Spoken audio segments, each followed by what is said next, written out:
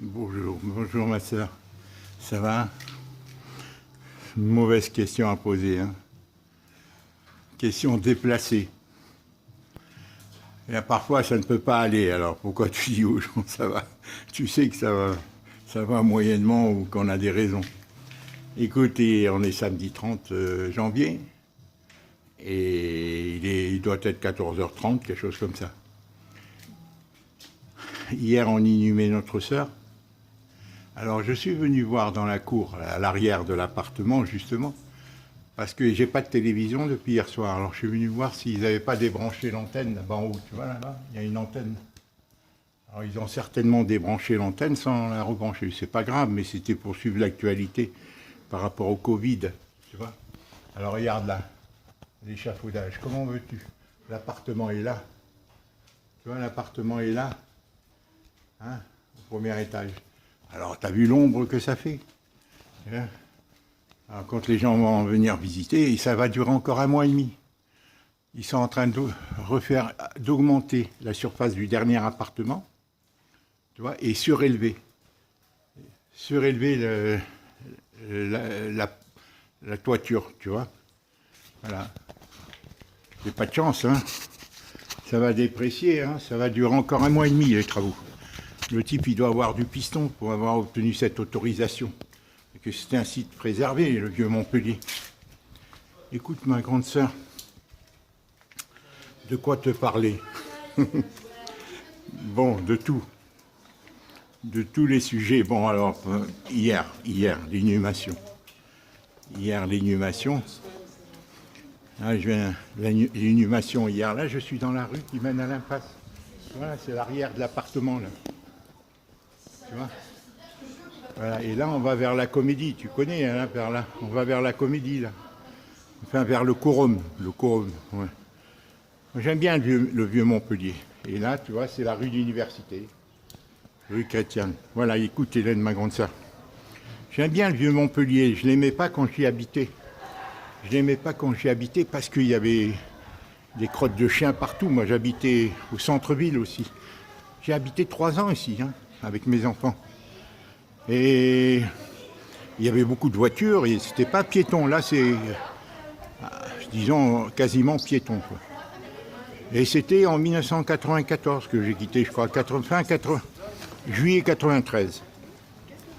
Ou 94, ou enfin, j'en sais rien. Voilà la rue d'Université, là, tu vois. Rue d'Université. L'académie à gauche, là, la fac de droit, le rectorat, et bon courage. C'est un restaurant palestinien, là.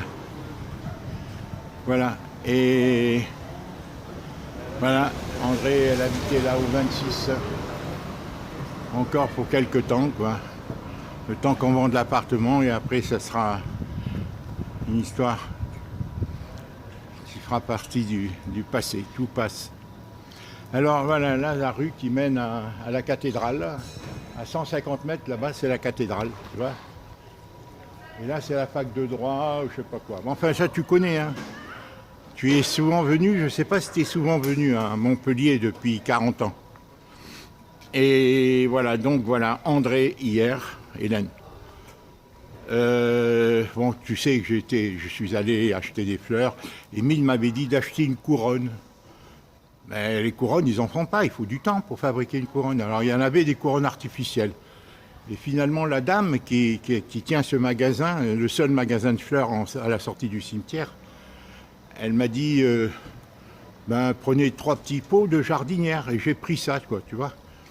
Et elle m'a offert, comme je t'ai dit, la Sainte Vierge, quoi, en petite statuette, que j'étais content de mettre. Parce que, comme j'ai vu qu'André avait cette petite statuette, elle m'en a offert qui lui ressemble. Et voilà, bon, enfin bref, ça je t'ai déjà dit. Et bon, enfin bref, voilà. Alors j'ai attendu lors de la sépulture voilà, le père, les fossoyeurs et les 4 fossoyeurs qui sont venus. Ils ont été très aimables. Et ensuite, la voiture mortuaire est arrivée avec le cercueil. Bon, je te cache pas, j'ai eu un peu d'émotion quand j'ai touché le cercueil et surtout quand j'ai dû quitter la main et qu'ils allaient le descendre. J'ai touché le cercueil quelques secondes comme ça. J'ai dit au revoir, ma soeur, on t'aime, tu vois. Mais je sentais pas que c'était ma soeur qui était dans le cercueil. C'est étrange, hein, comme je sais pas pourquoi, j'ai pas eu le sentiment. Parce que je l'avais peut-être pas vu ou parce que j'avais été marqué par la manière dont elle était morte. Son visage n'était pas, pour moi, son visage n'était pas dans le cercueil. Le visage que je connais d'elle, tu vois, c'est étrange comme sentiment. J'ai un moment de frisson, une émotion, quand j'ai lâché. Mais enfin voilà, je ne veux pas tout te dire. Hein. Et ils l'ont descendu. Et bon, dans le caveau, c'est une caisse en béton, hein, dans laquelle il est bien conservé, puisqu'il n'est pas en pleine terre, quoi. Quand on procédera à l'inhumation définitive, c'est autre chose. Là, tu poses le corps, le cercueil, sur des genres de bancs, 2 bancs à gauche, c'est la place pour 2 cercueils. Voilà, bon, enfin. Et j'étais impressionné, si tu veux, parce que je ne savais pas comment ça allait se passer. Puisque moi, tu te souviens, quand il y a eu l'inhumation de Lucien, notre frère, Lucien, moi j'avais chialé, quoi, tu vois, j'étais ému. Et j'avais 22 ans aussi. J'avais même été pendant plusieurs mois traumatisé. Hein, voilà, mais bon. Et donc, enfin bref, là où depuis un mois, maintenant que je suis là un peu plus d'1 mois, même maintenant ça fait 1 mois et demi bientôt, Hélène, j'ai été beaucoup plus ému en rentrant dans l'appartement, en découvrant la vie d'André. Là, j'en ai vraiment chialé plusieurs fois. Et encore, il y a 3 jours, je consultais son dossier et j'ai vu combien elle a souffert et combien on s'est trompé malgré nous. Ils nous ont trompés. André ne pouvait plus vivre seul, Hélène. Combien elle a été courageuse quand je vois tous les petits mots qu'elle écrivait partout. Je dis, mais vraiment, ils nous ont induits dans l'erreur et nous-mêmes, on n'a pas été vigilants. Moi, particulièrement, aussi, quand je lui ai proposé de venir, mais moi, je ne savais pas vraiment dans quel état elle était. Je ne savais pas son handicap à ce point-là, quoi. Mais après, bon, je ne savais pas, parce que sinon, je serais venu. Toi non plus, tu ne savais pas. Charles non plus, certainement. Non, Charles savait, Jacqueline savait, puisqu'ils viennent tous les 2 ans ou tous les... Bon.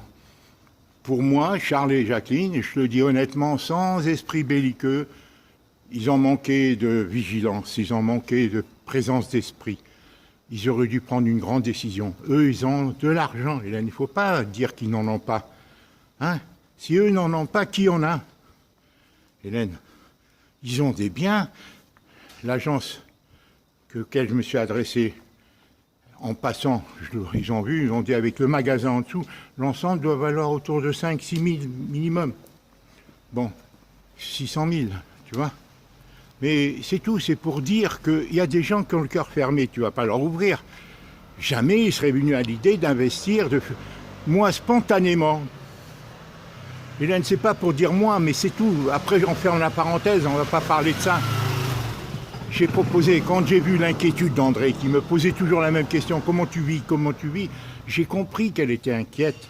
Et c'est pour ça que je lui dis, viens à l'EHPAD. Et c'est là qu'il y a eu un malentendu, c'est que moi, si je l'avais dit, Hélène, si je l'avais dit à André, Hélène a le projet, tu sais le projet qu'on a ensemble, qu'on avait, qu'on a certainement encore, je ne sais pas, puisque je t'ai parlé de louer un appartement près de ma sœur, je ne sais pas l'avenir.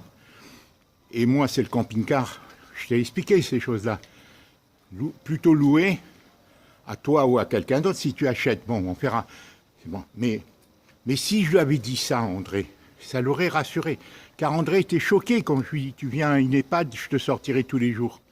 André, elle a pris ça comme si je voulais la mettre dans une EHPAD, alors que moi, je ne pouvais pas lui dire notre projet, parce que si je lui avais dit notre projet, elle aurait peut-être abondé dans notre sens, dans mon sens. De dire oui, ben, si vous avez le projet, Marcel, je viendrai. Et ça aurait tout changé, sa suspicion, sans, si tu veux, de dire que Marcel est égoïste. Il veut parce qu'Hélène l'aide, tu vois. Alors tu vois, Hélène, c'est ça la malentendu, c'est pour ça que je m'en veux. Je dis, mais moi je ne pouvais pas lui dire, puisque tu me disais, ne lui dis surtout pas que je t'aide, Marcel. Alors moi, j'ai pas voulu lui dire qu'on allait acheter un appartement. Et c'est là le malentendu, comment ils peuvent naître. Parce que peut-être que toi, tu aurais accepté que je lui dise pour qu'elle vienne. Tu lui aurais dit, lui dis pas que je t'aide, mais dis que je vais acheter. Tu m'aurais dit, dis-lui que je vais acheter. Là, tu vois, c'est la cathédrale, tu vois. Hein, en fait, tu la connais. Tu m'aurais dit, oui, ben dis-lui. Et à ce moment-là, tout aurait changé. André aurait eu de l'espérance. Elle aurait dit, bon, si Marcel et tout. Et là, elle aurait peut-être accepté. Alors que là, elle a dit, je préfère retourner en sorte chez moi qu'être dans une EHPAD. Et là, c'était fatal. Ce qui devait arriver, arriver. Et là, les médecins, nous, on a accepté tout. Parce que les médecins, comme les assistants sociaux, ils disaient, on va s'en occuper. Et nous, ça allait de soi que les médecins allaient s'en occuper. Ça allait de soi que les médecins allaient s'en occuper, Hélène. Et l'assistance sociale et tout. Mais moi, je lui disais, téléphone-moi, André, parce que ça fait des années que je lui pose la question. Même quand elle allait bien, Hélène, on passait des heures au téléphone, on s'échangeait, elle m'appelait, je l'appelais, jusqu'en 2015. Mais même avant, mais André, sa relation avec moi s'est altérée quand elle a été installée à Montpellier. Ça, c'était définitif. Là, elle s'est dit, maintenant c'est Hélène qui prend soin de moi. En plus, Émile l'a conditionné, Charles l'a conditionné. Moi, j'étais pour rien, moi, dans cette situation. Et moi, je passais pour le trouble fait, mais j'étais pour rien. Moi, si vous vouliez la mettre à Montpellier, c'était vous. Voilà, mais elle n'avait pas de raison d'altérer. Moi, je me proposais de l'aider comme je me suis proposé d'aider maman. Voilà. Mais j'avais pas de calcul. Et c'est là qu'Émile et Charles, eux, calculent. Ils voulaient à tout prix que tu sois éloigné de moi. Tu comprends? Eux, les deux. La preuve, Hélène. Toi, il était normal que, Hélène, tu sois saturée. Tu sois vraiment au maximum de tout. Depuis 50 ans, depuis 60 ans, ça a été ta vie. Ta vie entre ce que tu as fait quand on était jeune et que tu as poursuivi ensuite. D'abord avec Charles, quand il est venu en 72 te voir, tu as fait beaucoup de choses pour lui. Après avec André, quand elle est tombée malade. Après avec maman. Il y a eu l'affaire de la Grand-Chane, mais moi j'y étais pour rien. Charles, quand il est revenu de Calédonie pour l'affaire de la Grand-Chane, il m'avait dit, quand il est venu, d'abord il ne m'en avait pas parlé, il avait été te voir. Il était probablement en relation avec Guylaine et d'autres qui lui avaient dit, tu lui avais parlé de Victor. Et à ce moment-là, Charles vient te voir sans passer par chez moi, directement pour te proposer l'affaire de la Grand-Chane. Avec l'argent, il n'y a rien. Bon, il n'avait rien. Tu comprends? Charles, c'est un calculateur, un type qui était inquiet. Mais à l'époque, il avait peut-être des raisons d'être inquiet. Même si j'approuve pas tout ce qu'il a fait, c'est mal. Tout ce qu'il m'a fait à moi, Hélène. C'est pour ça que je te dis, moi, pour moi, je les connais, tant Charles qu'Émile. Mais André, je ne la confonds pas avec ça, André. Parce que André, elle a abusé malgré elle. Elle était insécurisée, une femme seule. Elle avait des principes et elle ne voulait pas changer. Moi, j'avais beaucoup de liens avec André, contrairement à Charles qui se disputait tout le temps, et même Émile, qu'il avait foutu dehors de chez lui en 1966. André s'entendait pas du tout avec Émile. Enfin, c'est pour te dire, Hélène, situer comment les choses de cause à effet peuvent arriver à aboutir à cette situation où tu vois Charles qui dit qu'André est une menteuse. André, non, elle se défend comme elle s'est défendue quand elle a eu appréhendé que parce que tu m'aidais, tu pourrais plus l'aider. Tu comprends? Mais elle m'en voulait pas à moi. Elle me posait des tas de questions. Pourquoi tes enfants ne t'aident pas et tout? Elle me le disait.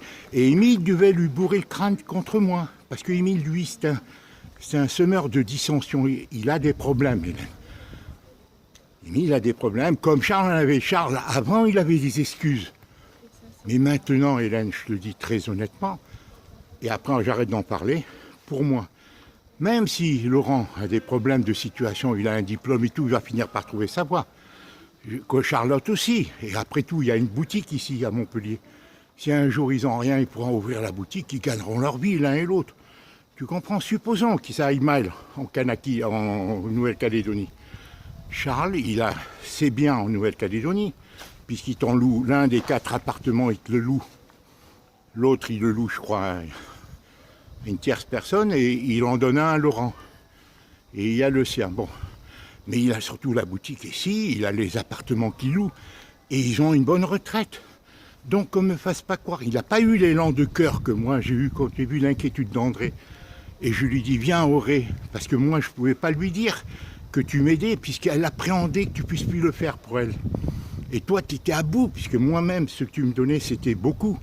Hélène, tu faisais le maximum pour m'aider, pour me sauver. Mais moi, j'étais désarçonné par ma situation depuis le départ de Colette. J'étais complètement, tu vois.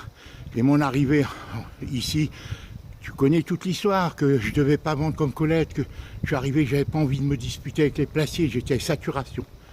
Et tu me vois, tu sais tout ce que je t'ai raconté. Mais autant Charles pouvait être inquiet à 40 ans, mais maintenant avec tous les biens qu'il a, qu'il ne se fasse pas prendre en pitié, il n'a pas eu l'élan de cœur, ni lui, ni Jacqueline. Bien sûr, ils étaient gentils avec André, mais leur gentillesse était très limitée, parce qu'ils auraient dû, eux, prendre une grande décision, quitte à la faire venir en Calédonie. Bien sûr, ça aurait occasionné des problèmes, mais André, c'était la seule manière de la sauver. Ou qu'elle vienne en Bretagne, mais elle ne pouvait plus être seule. Elle ne pouvait plus être seule.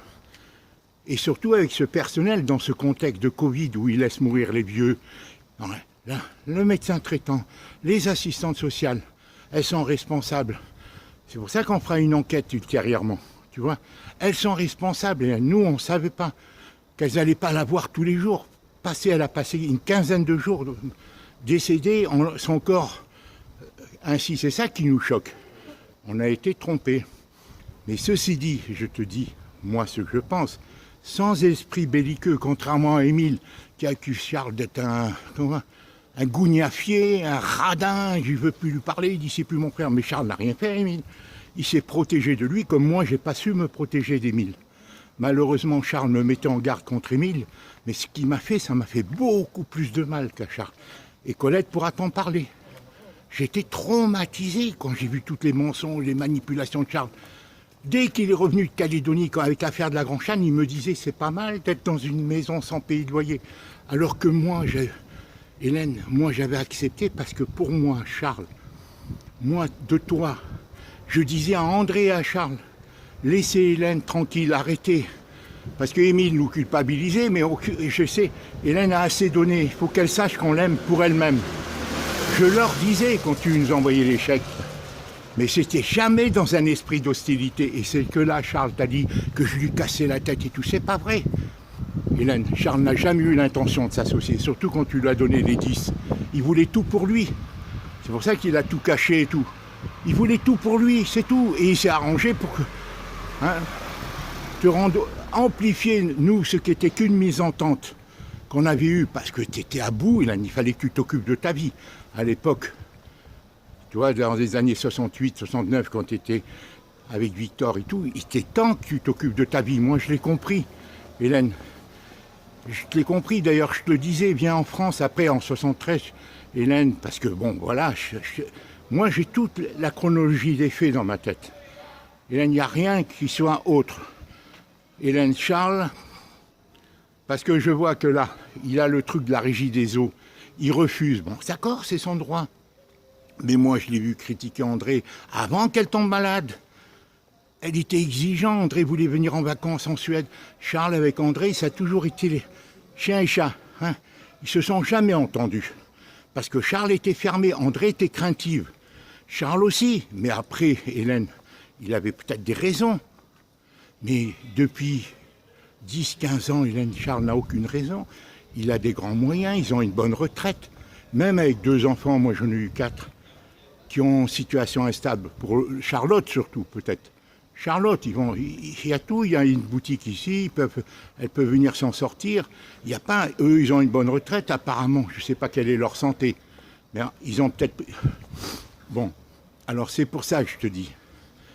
Moi, pour moi, Émile est de mauvaise foi parce qu'il ramène tout à lui. C'est comme si c'était lui qui nous avait sauvés, qui nous avait élevés, qu'avec André, il n'est peut-être jamais venu la voir ici. Émile est un élément diviseur, Charles aussi est un élément diviseur, chacun avec leur technique. Voilà. Ceci dit, Hélène, pourquoi je te dis tout ça? Parce que Émile, je viens de l'avoir au téléphone, Émile c'est un embrouilleur. C'est un professionnel de l'embrouille. Charles, non, c'est plus clair. Hein. Lui, ça y est, je suis un pauvre, j'ai rien, ça s'arrête là. Ça y est, il mène sa vie, c'est cloisonné. Hein. Je peux rien faire pour André. Il n'a pas eu l'élan de cœur. Et moi, ce qui me choque, c'est quand il dit que André est une menteuse. Non, André ne mentait pas, elle se protégeait, elle se défendait parce qu'elle avait peur. Elle était insécurisée, elle pensait que tu étais tout pour elle, que tu devais tout lui donner. Parce qu'elle n'avait rien, elle n'avait personne d'autre, elle n'avait ni métier, ni rien. Et donc, ces vieux jours et tout, il n'y avait que toi qui pouvais lui assurer. Et là, il s'avère qu'on se retrouve. Et que moi, je pouvais prendre le relais pour éviter. Justement, parce que moi, j'étais sur place. C'est là que je lui ai proposé de venir en Bretagne. Et l'erreur que j'ai faite, c'est que je, connaissant pas tout, parce que je ne pouvais pas lui dire que tu m'aidais, parce que je ne pouvais pas lui dire qu'on avait ce projet ensemble, eh bien c'est peut-être ça qui a été fatal pour elle. Parce que sinon, ça l'aurait remise en confiance. D'autant plus qu'Émile, il devait lui bourrer le crâne contre moi. Elle devait se plaindre, dire Marcel, parce qu'elle me disait, tes enfants peuvent t'aider, tes enfants. Pourquoi c'est pas tes enfants?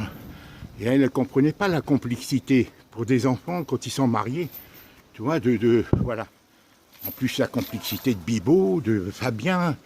Bon, elle ne comprenait pas que les gens, une fois mariés, ils ont des comptes à rendre et ils ne peuvent pas faire ce qu'ils veulent ou ils n'ont pas envie de le faire. Voilà.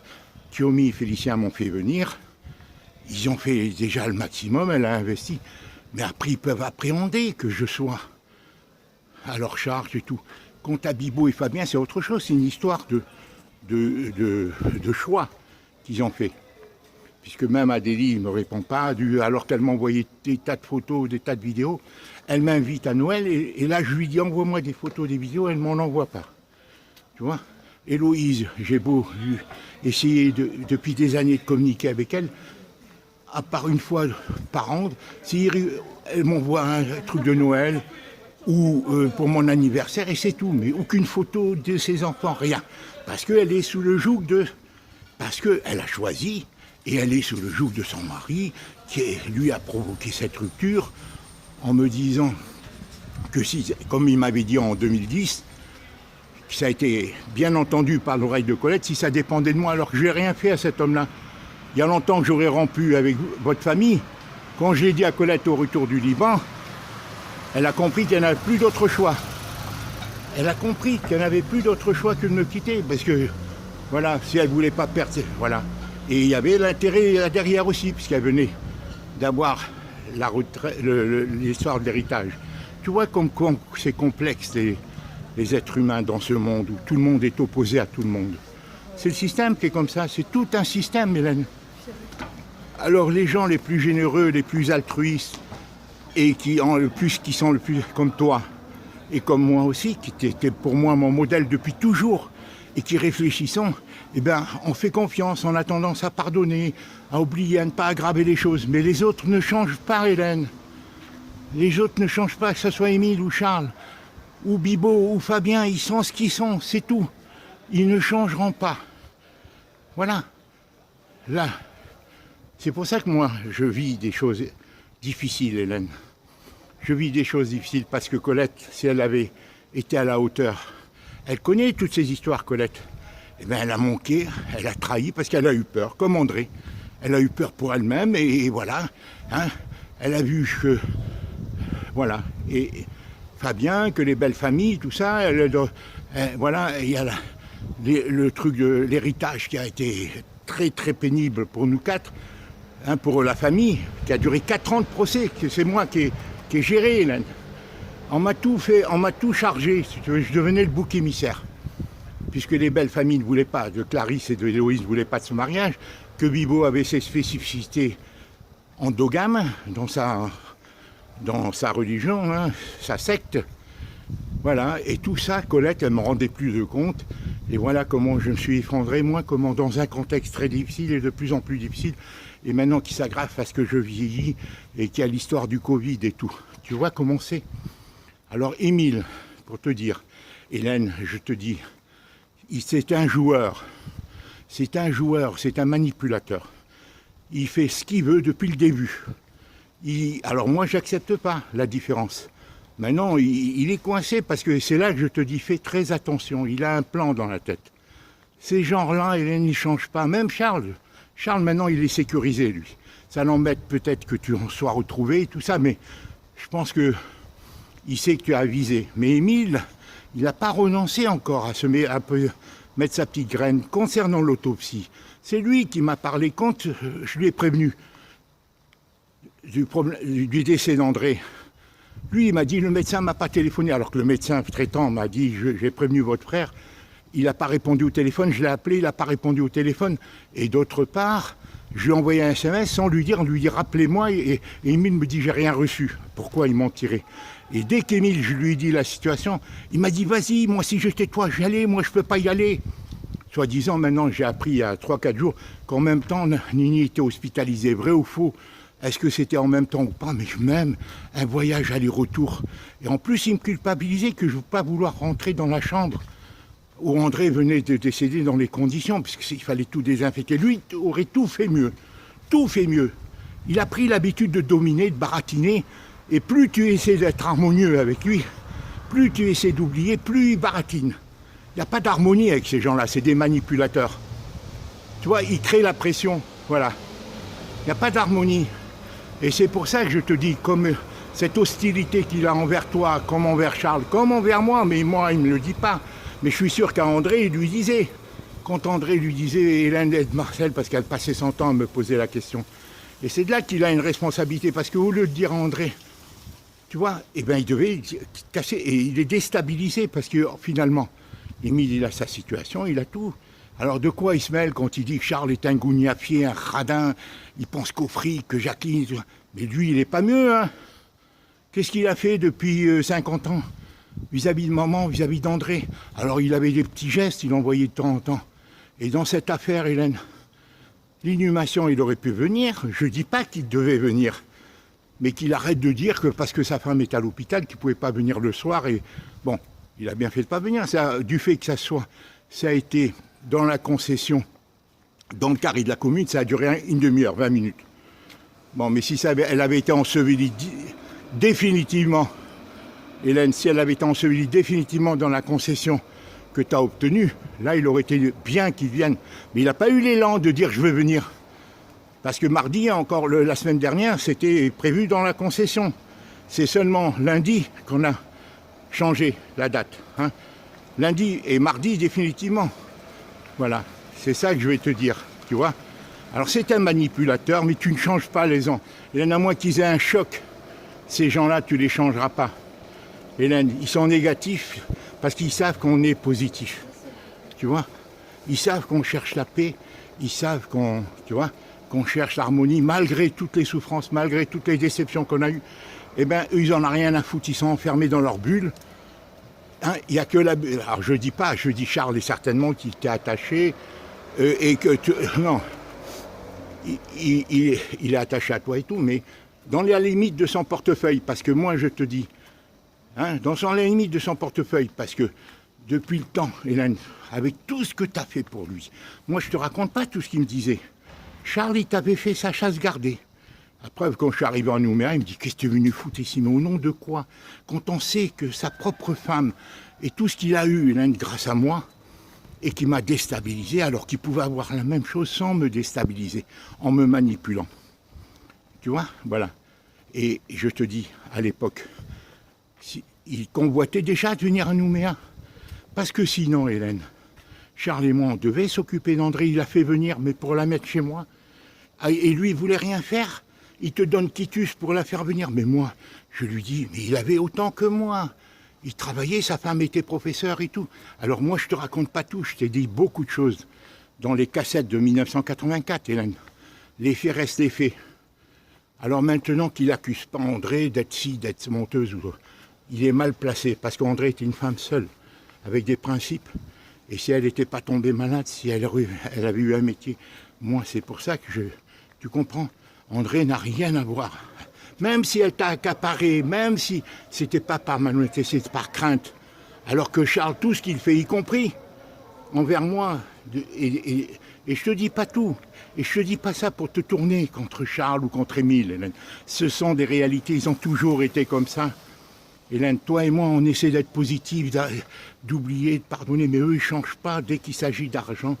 En plus, Émile, il a une dimension supplémentaire. Hein. Lui, il se sent mal dans sa peau parce que, bon, tu sais quelle a été sa vie. Hein. Bon, il a des mérites, ça n'enlève rien à son intelligence, à son mérite. Mais Hélène, il est rentré dans les trucs 3 points, tu comprends? Voilà ce que je voulais te dire. Je suis désolé de te dire ça, Hélène, comme ça. Mais je me livre à toi, je te dis, voilà ce que j'ai vécu, voilà mon expérience de 55 ans. Même au départ de Colette, il faut voir toutes les injustices, toutes les manipulations auxquelles j'ai été assujetti par Émile. Parce que je ne les dis pas. Charles, je t'en ai parlé.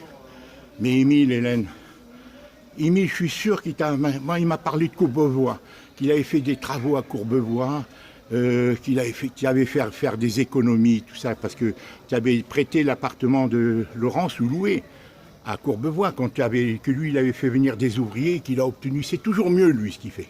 C'est toujours extraordinaire. Voilà. Moins qu'à voir, si tu veux, comment il s'est comporté lors du décès de maman, où il consistait qu'une seule chose, de t'empêcher de trouver une solution qui passe par ma famille, tu vois. Et Charles aussi ne voulait pas, parce que quand je suis arrivé à Nouméa, il voyait que c'était quelque chose d'extraordinaire si on s'était entendu pour maman. Alors, tu vois, pour maman, si on s'était entendu. Mais Charles avait vu que tu le prenais en protection. À l'époque, il n'était pas encore stabilisé, tu vois. Et tout ça, ça a été l'engrenage. Hein, voilà. C'est l'état du monde, Hélène. C'est le système qui oppose, qui détruit tout. C'est le monde, moi je le sais. C'est pour ça que je suis encore d'autant plus naïf, patient, disponible, tu vois. Parce que je sais qu'on a tous des responsabilités. Mais même eux, ils sont, voilà, ils cèdent, ils se simplifient les choses. Ils ne voient pas que ça a des conséquences sur eux, sur leur propre famille, sur Laurence, tu comprends? Voilà. Mais tout le monde est comme ça. Moi, je suis réellement fatigué, Hélène. Je suis réellement fatigué. J'ai peut-être des problèmes au foie, parce que j'ai un foie d'alcoolique du fait d'avoir pris le Rémifon. Je l'ai appris en 2005. Hélène, on m'a dit, alors que c'est le Rémifon, le même médicament d'André. Voilà. Au niveau des poumons, est-ce que j'ai des lésions? Tu me dis, j'ai une respiration haletante, ça je l'ai remarqué. Est-ce que le Covid a amplifié les choses? J'en sais rien. Je sais que j'ai eu des vertiges, j'avais été hospitalisé à Paris. Je suis fatigué. Quant à mes enfants, Hélène, c'est fluctuant. Clarisse est très positif actuellement. Voilà, elle l'a été. Dominique au nouveau se ouvre. Je ne sais pas combien de temps ça va durer. Quant aux autres, Félicien est gentil, mais bon, je le sens. Il y a l'influence de Kiomi. Bon, voilà. Et je ne dois pas être envahissant. Voilà, bon, on est dans un monde d'individualisme, Hélène. Ils m'ont fait venir et tout, mais bon, quelles sont leurs limites? Quant à Bibo, lui, il ne change pas, puisque je vois Adélie qui a changé avec moi. Au nom de quoi? Depuis qu'elle est mariée, Hélène. Et Bibo n'a jamais changé, Fabien non plus, puisqu'Héloïse, j'ai beau lui envoyer des messages depuis 4 ans, depuis 2016, et tout, il n'y a rien, il n'y a pas de répondant. De temps en temps, elle m'envoie quelque chose. Alors, est-ce qu'on va trouver une solution pour moi? Est-ce qu'il faut que je me prenne soin? Parce que moi, je suis très fatigué. Bon, maintenant, je m'occupe de l'appartement. La semaine prochaine, je désigne les 3-4 agences à qui je le donne. Donc, Casanova et Francia, qui me relancent. Et il faudra